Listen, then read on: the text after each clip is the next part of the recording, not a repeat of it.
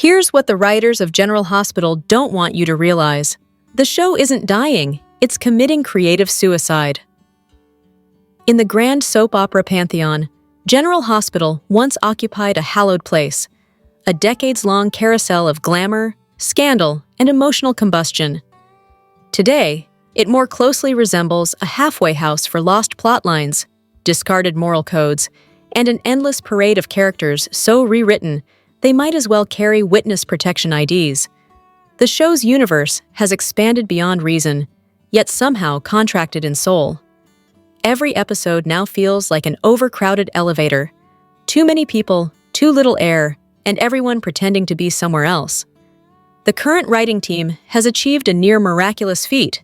They have rendered the impossible boring.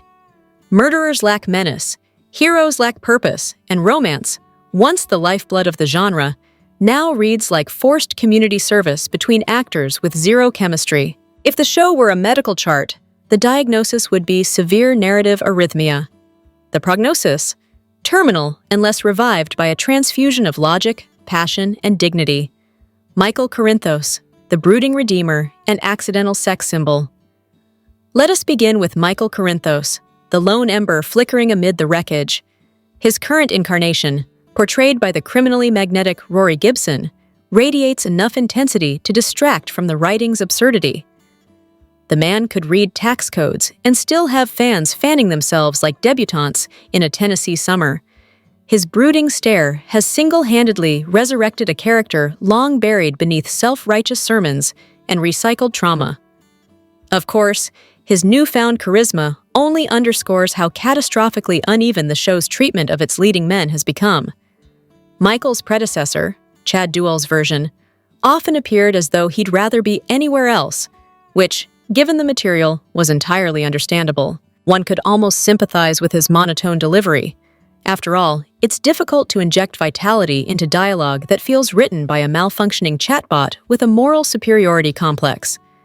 Gibson's Michael, by contrast, is dangerously watchable, a problem the show doesn't seem prepared to manage. Instead of building a mature, layered arc around him, the writers treat him like eye candy in a collapsing storyline buffet. Fans are asked to suspend disbelief as he ricochets between romantic entanglements and family feuds, as though raw charisma can fill the gaping holes left by absent storytelling.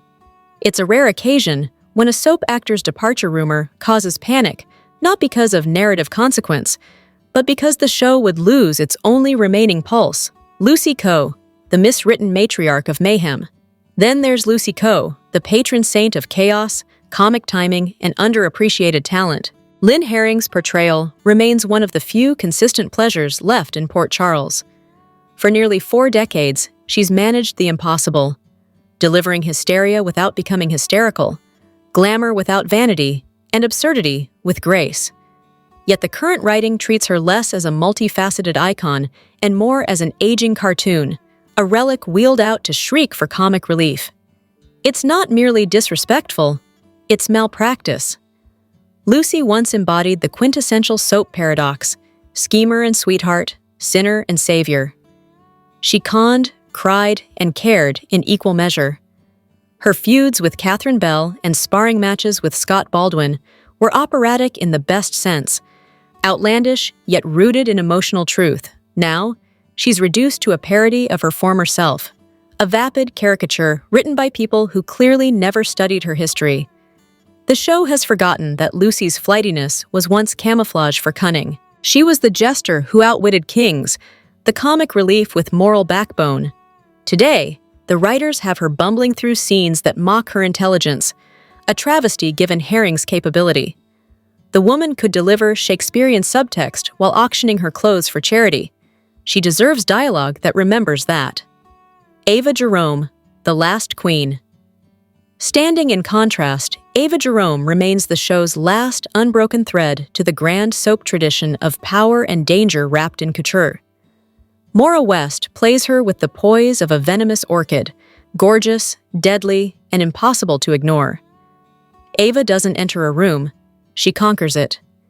Even when saddled with incoherent scripts, West delivers each line with the precision of a scalpel dipped in sarcasm. The irony is that while General Hospital can't decide what to do with her, the audience already has. Adore her.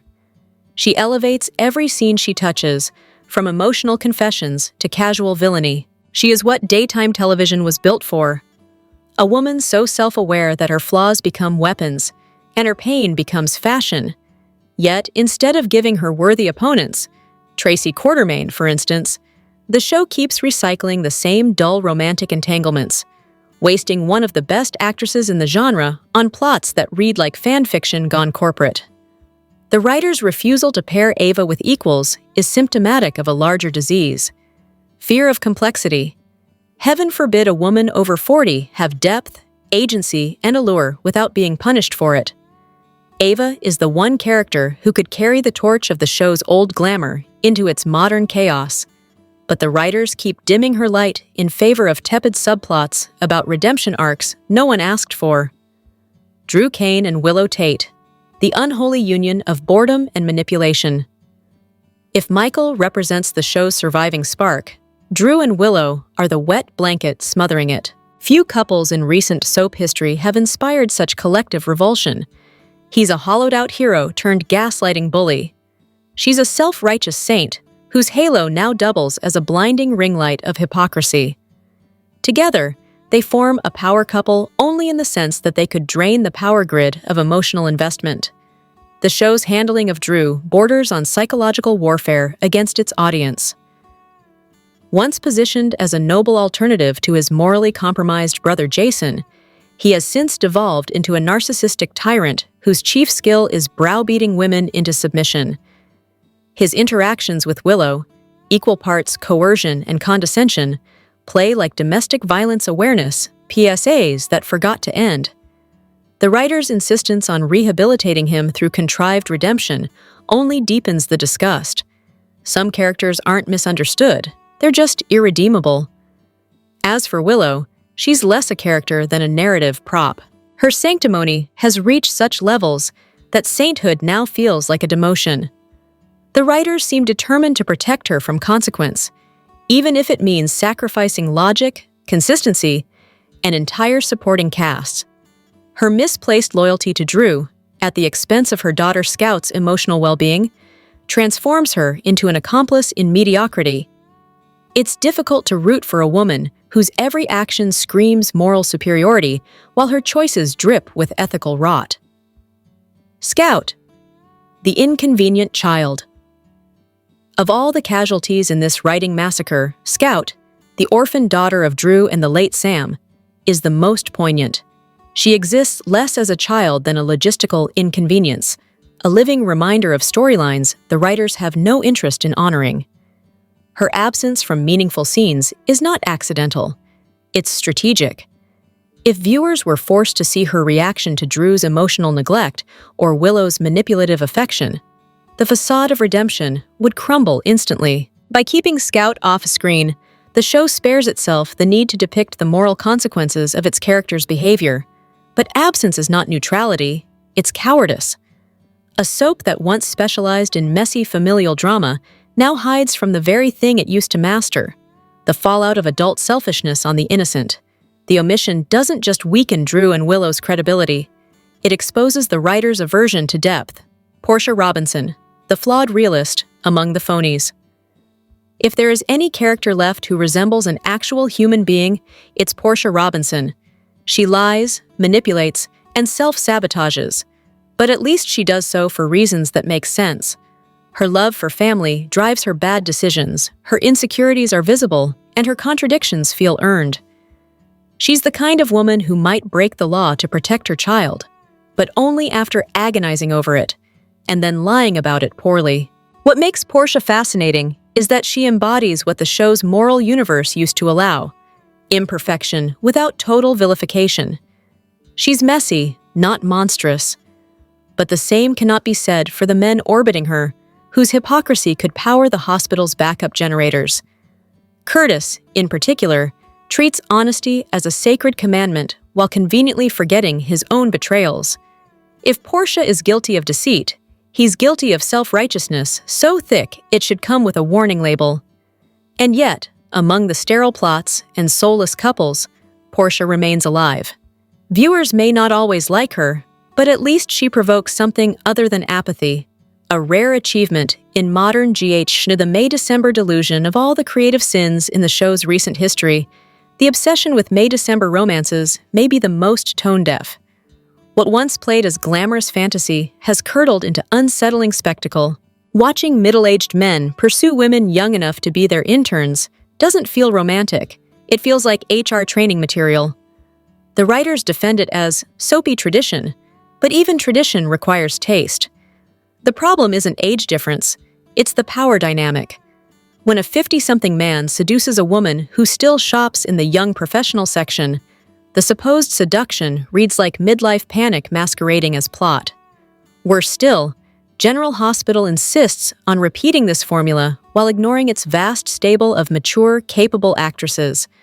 Characters like Ava, Elizabeth, Jordan, and Nina, each deserving of grown-up storylines, are left to orbit these May-December farces like glamorous satellites of wasted potential.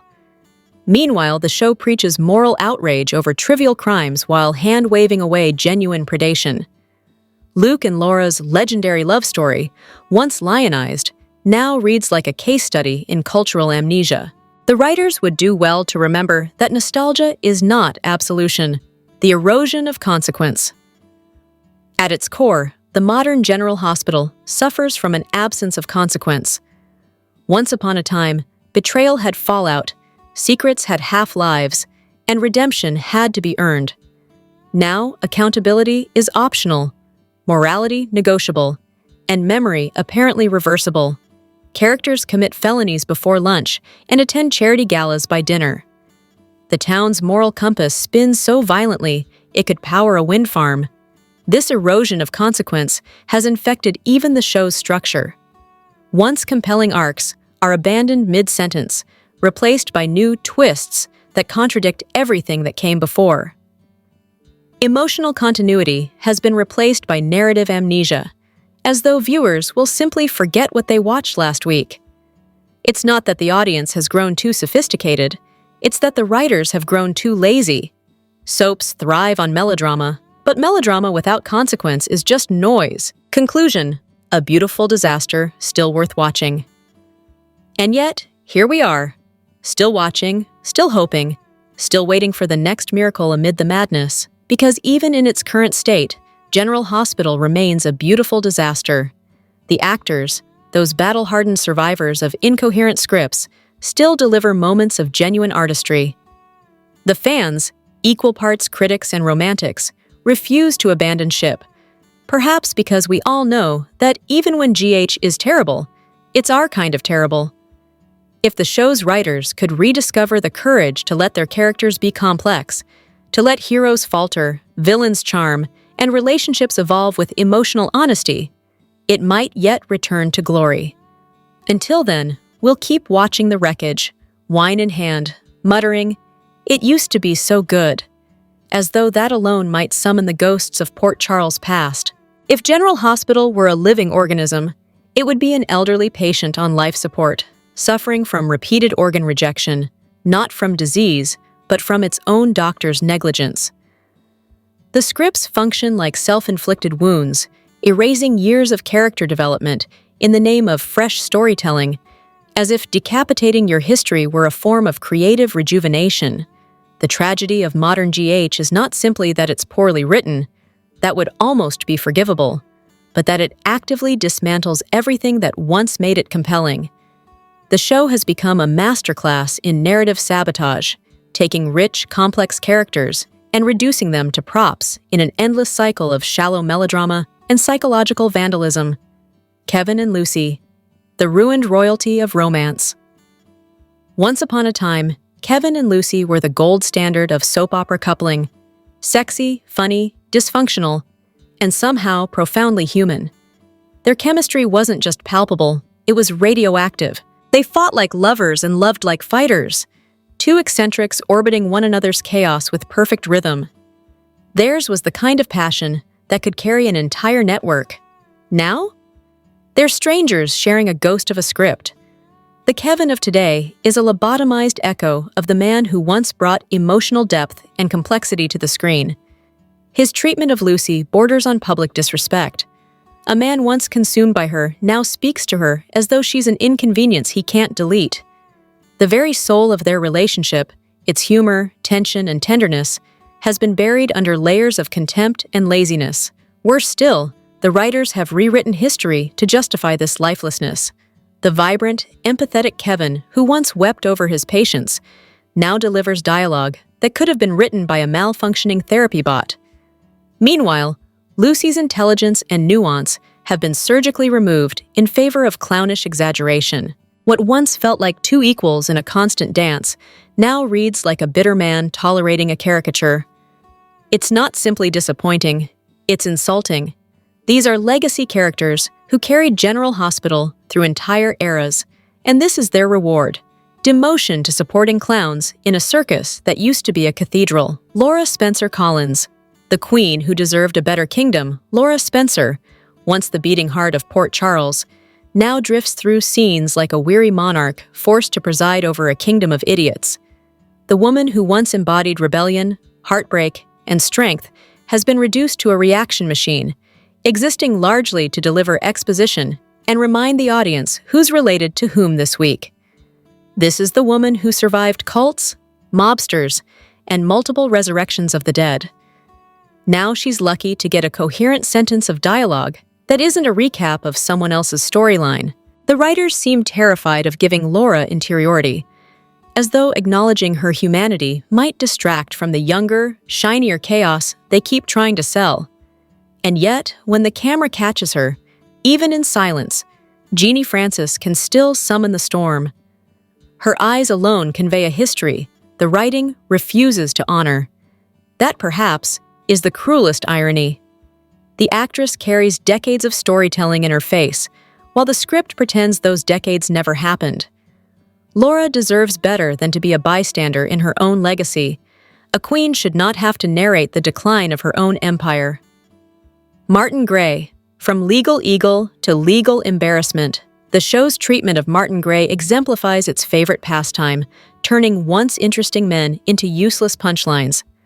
Once introduced as a sly, morally flexible lawyer, the kind of figure soaps thrive on, he has since been reduced to comic debris. The writers seem to think quirky and incompetent are synonyms, and Martin has paid the price. His once sharp charisma has been dulled into self-parody. What began as a layered character, a man navigating the moral gray areas of Port Charles, is now a floundering buffoon, routinely humiliated for sport. It's as though the writers couldn't decide whether to make him cunning or comic, so they settled on neither. Even his family ties, which could have provided fertile drama, are squandered.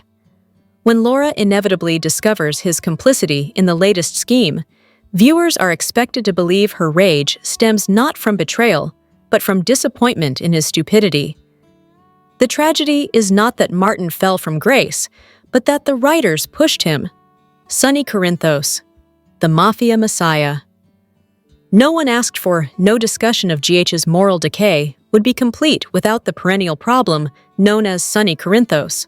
For decades, the show has treated this career criminal as a quasi-religious figure, a man whose every felony is somehow justified by love. The body count is staggering, the hypocrisy breathtaking, and yet Port Charles continues to worship at his altar of dimples and delusion. The Sonny archetype once worked because it was anchored by charisma and consequence. He was a devil with a conscience, a man whose power came at a cost. But the modern incarnation is a hollow idol. The writers have sanitized him into absurdity, a mob boss who lectures others on ethics while killing federal agents on family property. Maurice Benard remains magnetic, but charisma cannot fix a script that refuses to acknowledge its own contradictions. Sonny has become the show's moral black hole. Everything drawn into his orbit is either warped or destroyed. Love interests are recycled, moral compasses shattered, and female characters are regularly sacrificed to prop up his eternal redemption arc. The once dangerous romantic antihero has become an unintentional parody, a grandpa in leather, clinging to relevance through yet another doomed affair with a younger woman whose job title begins with Assistant District Attorney. It's not so much sexy as it is tragic. watching a once powerful symbol of complexity decay into caricature. The cult of amnesia. The show's writers appear to operate under the belief that the audience has the memory of a goldfish. Storylines are introduced, contradicted, and erased with dizzying speed. Emotional continuity is treated like an optional accessory. In Port Charles, death is a suggestion, loyalty a fad, and logic an outdated relic. Consider the show's recent flirtation with moral revisionism. Characters who committed unforgivable crimes are suddenly redeemed with a shrug and a flashback montage. Villains become heroes without explanation, and heroes become villains without motivation. The result is a narrative world with no gravity. Nothing matters because nothing lasts. When Drew, a man who literally abandoned his child, is portrayed as a misunderstood victim, while women like Lucy and Ava are vilified for existing too loudly, the problem transcends poor writing. It becomes ideological. GH's moral calculus now operates on the principle of selective accountability. Men are misunderstood, women are punished, and children are forgotten. The terminal case of Drew Kane. If there were an award for most thorough character assassination, Drew Kane would accept it from a hospital bed. Once written as a moral counterbalance to Jason's stoicism, a man capable of empathy and restraint, he has been reconstructed into a walking cautionary tale about poor creative choices. His transformation into a manipulative, borderline abusive egotist is astonishing in its shamelessness. The show tries to frame his descent as complex, but complexity requires intention, and there is none here. It's as if the writers spun a wheel labeled random personality traits and decided to check every box. Worse yet, Drew's moral implosion is treated not as tragedy, but as titillation. His mistreatment of others, particularly women, is framed as assertiveness, his cruelty as passion. In reality, he has become an emblem of everything wrong with modern GH, a character stripped of coherence, weaponized for cheap drama, and protected by a writing team allergic to accountability. He doesn't just ruin scenes, he contaminates them. Willow, the saint of nothingness. No one exemplifies the show's fascination with female martyrdom quite like Willow. She is written as a beacon of virtue, but glows with the personality of a bedside lamp. Every moral crisis ends with her tragic expression and soft-spoken platitudes about forgiveness, as if emotional depth can be substituted with whispered monotony. The show's desire to shield her from criticism borders on pathological. She can lie, manipulate, and endanger others, yet she remains untouchable. Even her relationship with Drew, a veritable horror show of control and gaslighting, is portrayed as some twisted parable of endurance. She's not a heroine. She's an empty vessel designed to make everyone else look worse. If Lucy embodies the joy of chaos, Willow represents its funeral, the hypocrisy economy of Port Charles. In Port Charles, hypocrisy is the local currency, and business is booming. Every character preaches virtue while wallowing in vice. The moral ledger is so unbalanced, it could collapse the fictional economy. Crimes are forgiven based on popularity, not repentance. One week, a character is the town pariah. The next, they're hosting the nurses' ball. Jordan lectures others about morality, while meddling in lives that aren't hers. Curtis demands honesty, but keeps secrets with industrial efficiency. Drew denounces manipulation while weaponizing his daughter's affection. The entire town operates on selective outrage. Soap operas thrive on moral ambiguity, but General Hospital has replaced ambiguity with hypocrisy. Ambiguity provokes thought. Hypocrisy induces nausea. The death of consequence. Continued. The erosion of consequence that began years ago has metastasized into something terminal. When every sin is forgivable and every death reversible, stakes cease to exist. The writers have trained the audience to expect resurrection instead of resolution. Emotional investment becomes futile when you know that dead characters have shorter absences than vacationing interns. The result is a narrative loop. People die, return, repent, and repeat. The only thing truly permanent on this show is mediocrity. The audience as archivist. The true custodians of General Hospital's history are not its writers, it's the viewers. They remember the 1990s chemistry of Kevin and Lucy, the heartbreak of BJ's death, the fire of Ava's vengeance. They carry these stories in sharper detail than the current staff, who treat continuity as a trivia question rather than a sacred duty. The audience's frustration isn't nostalgia, it's stewardship. They remember what the show once dared to be: bold, messy, emotionally literate. They know that soap operas can be camp without being stupid, romantic without being regressive, and moral without being moralistic. When longtime fans complain, it's not because they resist change, it's because they recognize decline. The writer's room. A case study in self-sabotage.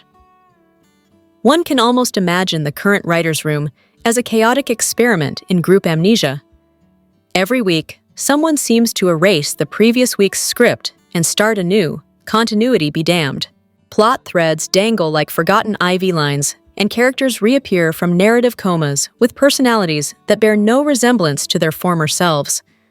The problem isn't lack of talent, it's lack of respect. For the audience, for the actors, and for the show's own DNA.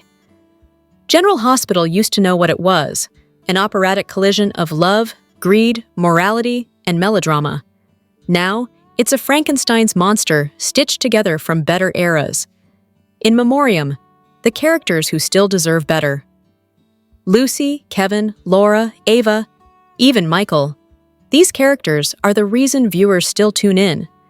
They are relics of an era when writing honored performance, when charisma was backed by narrative purpose. They survive on sheer force of memory, dragging the show's corpse uphill week after week. They deserve storylines that match their legacy, not plots that insult it. Conclusion: character assassination as corporate strategy. The modern General Hospital has turned character assassination into a business model. Tear down the old, repackage the rubble, and sell it as reinvention. It's efficient, if nothing else. But a show that cannibalizes its own mythology will eventually starve. Characters are not disposable set pieces, they are the lifeblood of serialized storytelling. Once you destroy the trust between viewer and character, you destroy the very reason people watch. And yet, amid the wreckage, there remains one sliver of hope: the resilience of performance. The actors, those weary gladiators of daytime television, continue to deliver moments of truth even when surrounded by nonsense. They are the last defense against total creative collapse. General Hospital can still be saved, but only if its writers stop mistaking destruction for drama. If General Hospital were a patient in its own emergency room, it would be wheeled in on a gurney labeled critical but inexplicably still breathing. The monitors beep out ratings instead of heartbeats, and the attending physicians, executives, producers, and writers stand around debating whether to resuscitate or just rearrange the body for better lighting. For 6 decades, this series survived every media plague: changing networks, collapsing budgets, the death of the afternoon housewife demographic, and the rise of reality television. It endured because it was human, gaudy, sentimental, and unashamed of either quality. But survival without adaptation has its own pathology. What remains is not vitality, but inertia. A show staggering forward out of muscle memory, mistaking motion for momentum. A genre that forgot its own grammar. Soap operas were once serialized morality plays.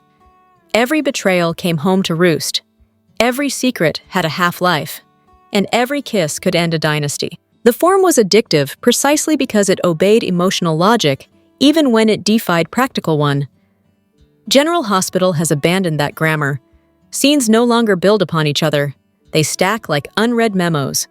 Conflict appears, evaporates, and reappears elsewhere with different participants. Dialogue has devolved into exposition. Characters explain plots instead of experiencing them. What used to be musical crescendo is now the buzz of a malfunctioning fluorescent light. The show's storytelling resembles a long-term memory disorder. Viewers, veterans of 30 years of heartbreak, now keep mental spreadsheets just to remember who's related, resurrected, or retconned this week. The very continuity that once made soaps rewarding has been recoded as expendable. the death of romance and the rise of logistics romance, the beating heart of any soap, has been clinically removed, replaced by contractual alliances, DNA tests, and joint custody negotiations. The modern GH couple does not fall in love. They fill out paperwork together. The great love stories, Luke and Laura, Robert and Anna, Kevin and Lucy, Ava and anyone with a pulse, thrived on danger and surrender. They required risk. Today's pairings are risk-free to the point of anemia. The screen burns not with passion, but with bureaucratic efficiency. Couples speak in mission statements. The love scenes feel focus-grouped. Even the few surviving sparks, Michael's brooding sensuality, Ava's feline magnetism, are smothered beneath layers of moral exposition. Everyone is so busy justifying their feelings that they forget to have any. Dialogue, from melody to monotone. Soap dialogue used to sing. It was overwritten in the best way, lush, theatrical, occasionally ridiculous, but never dull. Now it has the cadence of a compliance seminar. Characters announce intentions instead of revealing them. Banter has been outlawed. Subtext has filed for early retirement. The humor that once balanced the melodrama has vanished. Lucy's wit is flattened into slapstick. Scott's bravado into buffoonery. The show treats levity as embarrassment, as though laughter were beneath its dignity. In reality, that laughter was the oxygen that kept the melodrama alive. The myth of the modern update. Every few years, a new regime promises to modernize General Hospital. The results always resemble a midlife crisis rather than a renaissance. Updating does not mean erasing history. It means reinterpreting it. Yet each new head writer arrives with the zeal of an amnesiac revolutionary, bulldozing continuity to plant the same synthetic flowers. The logic seems to be, if viewers loved the nurses' ball in the 90s, they will love it even more with fewer nurses and no ball. If audiences adored the Quartermainens, let's eliminate half of them and replace the rest with exposition about shareholders' meetings. Progress in this universe is indistinguishable from demolition. Nostalgia, the double-edged scalpel. The show occasionally attempts self-correction through nostalgia, dusting off classic characters like sacred relics. Laura reappears, Lucy twirls, Monica hosts a memorial, and for a few minutes, it feels like the world is right again. Then the relics are returned to storage, so the writers can resume the destruction uninterrupted. Nostalgia, when handled honestly, can be resurrection. Here, it is taxidermy. The past is displayed, not lived. The result is cruel. The audience is reminded of what the show once was before being dragged back to what it has become. Corporate medicine. When ratings replace pulse, daytime television now operates under the tyranny of the algorithm. Executives monitor viewer engagement metrics with the intensity once reserved for cliffhangers. Scenes are written not for emotion, but for clips. 30-second bursts designed to trend online.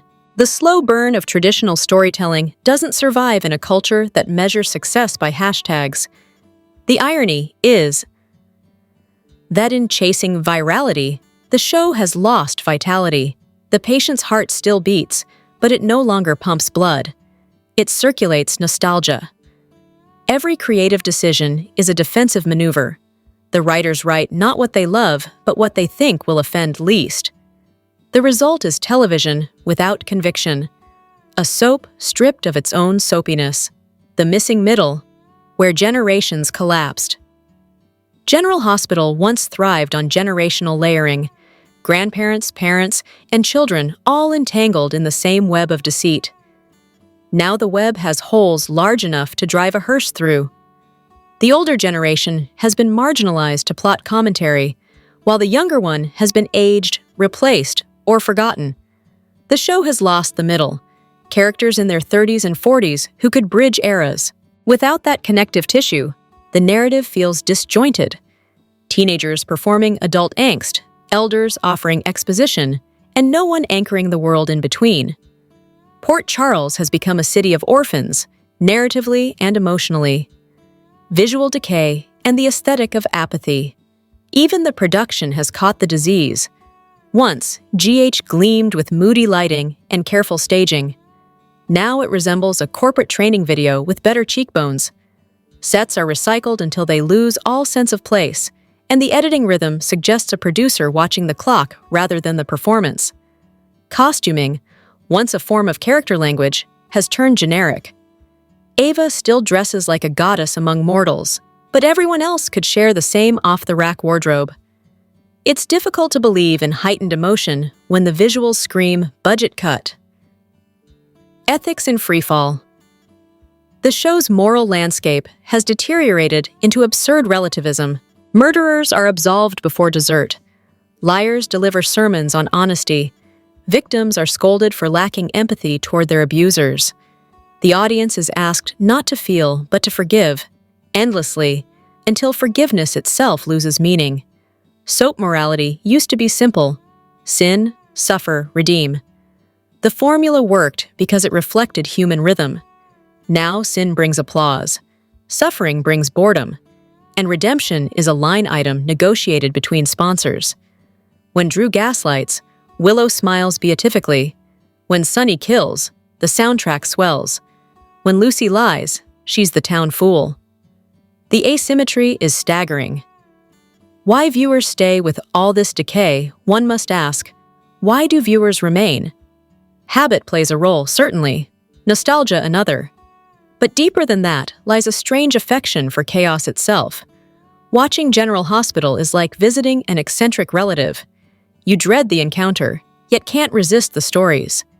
The show's failures are so monumental, they loop back into fascination. Moreover, there are still flickers of genius.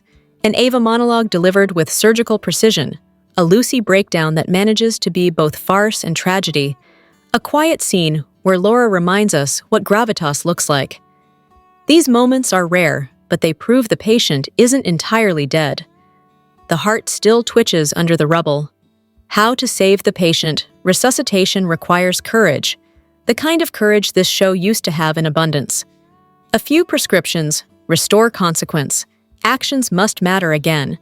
Crime, betrayal, and deceit should echo beyond a single week. Without consequence, there is no catharsis. Respect continuity. History isn't baggage, it's ballast. Hire writers who know it, or at least pretend convincingly. Revive romance, not lustless codependence, but genuine, combustible desire. Let characters be foolish in love again. That's the whole point. Write for adults. Stop infantilizing women and sanctifying men. Complexity is not cancellation. Invest in the middle generation. Rebuild the connective tissue. Characters old enough to remember and young enough to dream. Let humor live. Lucy's madness, Scotty's bluster, Ava's wit. These are not distractions. They are lifelines. Stop editing out the soul. Give scenes time to breathe. Not every pause is dead air. Sometimes it's humanity. The industry mirror. To be fair, General Hospital is not alone in its decay. The entire daytime genre suffers from the same ailments: shrinking budgets, risk-averse executives, and an audience trained by streaming platforms to expect resolution in 10 episodes or less. Soaps were built for patience. Modern viewers are built for autoplay. But longevity need not mean irrelevance. The same audience that devours serialized streaming dramas clearly still craves continuity, emotion, and suspense. Exactly the nutrients soaps once provided daily. The problem isn't format, it's execution. GH could compete if it remembered how to speak its native language. Eulogy or diagnosis? So is this an obituary or a prognosis? Perhaps both. General Hospital is too old to die young and too stubborn to fade quietly. It limps along, defying cancellation through sheer historical inertia and the devotion of its cast. Yet if nothing changes, the show will continue its slow self-elegy, an endless funeral procession scored to recycled dialogue. The miracle is that even in this decrepit state, it can still occasionally move us. One line, one look, one unexpected moment of sincerity, and suddenly the years fall away, and we remember why this absurd institution mattered. That is the curse and blessing of GH. It refuses to be entirely unloved. Final words. For 6 decades, General Hospital taught generations how to love, grieve, lie, and start over. It showed that melodrama could be art when rooted in emotion. Today, it stands as a cautionary tale of what happens when a show forgets its own humanity. But history is cyclical, even in fiction. Soaps die, soaps resurrect. If this one ever remembers the pulse beneath its paperwork, the romance, the danger, the laughter, it might yet shock itself back to life.